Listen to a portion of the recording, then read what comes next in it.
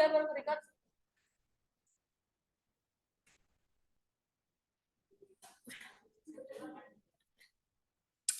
Assalamualaikum warahmatullahi wabarakatuh. Waalaikumsalam warahmatullahi wabarakatuh. Perkenalkan, nama saya Alia Sadalviana dari kelas 2F Teknik Informatika. Di sini saya akan mempresentasikan tugas saya yang berjudul Arsitektur dan Organisasi Komputer. Memahami memori komputer. Memori komputer adalah komponen penting dalam sistem komputer, bertanggung jawab menyimpan data dan instruksi yang dibutuhkan oleh CPU untuk menjalankan program. Terdapat berbagai jenis memori dengan karakteristik dan kemampuan yang berbeda-beda, mulai dari DRAM, SDRAM, RDRAM, SRAM, EDORAM, hingga DDR SDRAM. Setiap jenis memori memiliki kelebihan dan kekurangan, serta digunakan untuk keperluan yang spesifik. Memahami karakteristik dan penggunaan memori komputer adalah penting untuk merancang sistem komputer yang efisien dan optimal. Karakteristik memori utama. Yang pertama ada volatilitas. Memori utama bersifat volatil, artinya data yang disimpan akan hilang saat daya listrik dimatikan. Hal ini berbeda dengan memori non-volatil seperti hard disk atau SSD. Kedua, kecepatan akses. Memori utama memiliki kecepatan akses yang sangat tinggi dibandingkan media penyimpanan lainnya. Kemungkinan CPU mengakses dan memproses data dengan cepat. Yang ketiga, kapasitas terbatas. Kapasitas memori utama biasanya lebih kecil dibandingkan penyimpanan sekunder, sehingga hanya data yang sedang aktif dan dibutuhkan yang disimpan di dalamnya. Yang keempat, peran dalam eksekusi program. Memori utama digunakan untuk menyimpan program yang sedang dieksekusi dan data yang diproses oleh CPU. Kemungkinan program dijalankan dengan efisien dan cepat.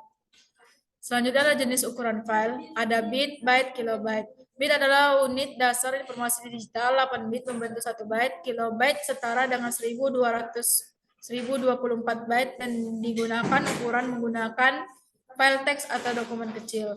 Megabyte dan gigabyte. Megabyte setara dengan 1.448.576 byte dan digunakan untuk ukuran file gambar, audio besar, dokumen yang lebih besar.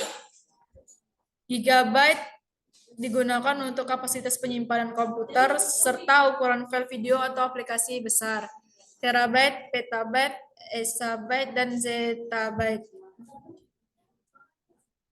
Terabyte setara dengan kapasitas penyimpanan besar, petabyte, exabyte, dan zettabyte digunakan menggunakan volume data yang sangat besar seperti data pusat atau big data.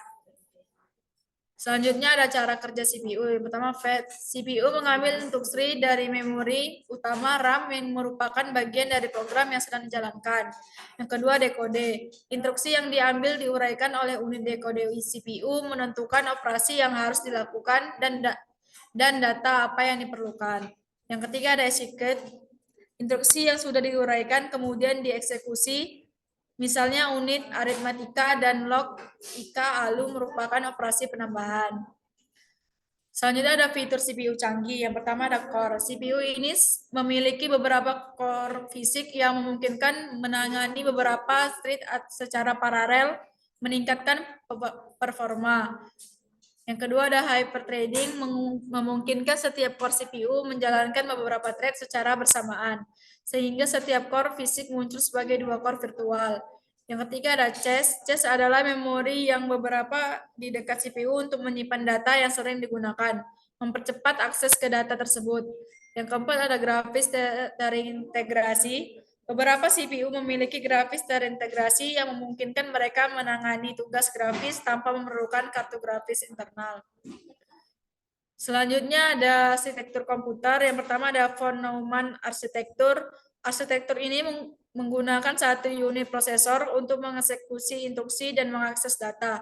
Merupakan arsitektur dasar digunakan sebagai besar komputer modern. Yang kedua ada Harvard arsitektur. Arsitektur ini memiliki penyimpanan instruksi dan data yang terpisah, memungkinkan akses independen yang dapat meningkatkan efisiensi dalam beberapa kasus. Yang ketiga ada instruksi set arsitektur. ISA mengacu pada aset instruksi yang dapat dijalankan oleh prosesor. Bagaimana instruksi dibaca, diinterpretasikan, dan dieksekusi. Selanjutnya ada arsitektur mikro. Yang pertama instruksi. Instruksi dari ISA diambil dan diinterpretasikan oleh arsitektur mikro. Yang kedua ada people learning. Arsitektur mikro menggunakan teknik people learning untuk meningkatkan efisiensi. Yang ketiga eksekusi. Instruksi dieksekusi dengan menggunakan komponen-komponen mikro arsitektur. Ringkasan. Yang pertama, memori komputer. Memori komputer terdiri dari berbagai jenis seperti DRAM, SDRAM, SRAM, dan DDR SDRAM, masing-masing dengan karakteristik dan kemampuan yang berbeda. Cara kerja CPU. CPU bekerja dengan mengambil instruksi dari memori, menguraikan, mengeksekusi, dan menulis kembali hasilnya ke memori atau register. Ketiga, arsitektur komputer. Arsitektur komputer mencakup berbagai jenis seperti fenomen, Alphard, ISA, dan mikroarsitektur yang menentukan cara kerja dan interaksi komponen-komponen komputer. Sekian presentasi saya. Terima kasih. Wassalamualaikum warahmatullahi wabarakatuh. Waalaikumsalam warahmatullahi wabarakatuh. Selesai. Udah ya, Pak?